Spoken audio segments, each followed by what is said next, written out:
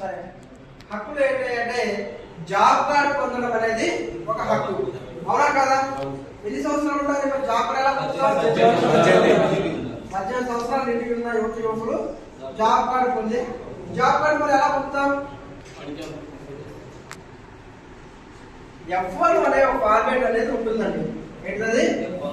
F1 దానికి పేరు పెట్టారు. ఏంటిది?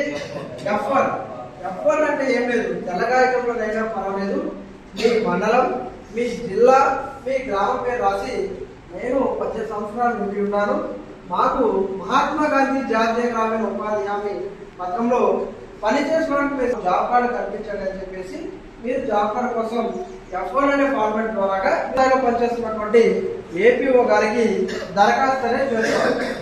ఓకేనా? ఆ దరఖాస్తు యొక్క ఫారం ఏమంటారా అంటే F1 అని చెప్పేసి అంటాం. ఓకేనా? మన జాబ్ కార్డు కావాలంటే ఏ ఫార్మాట్ తీసుకోవాలి? F1. ఓకేనా?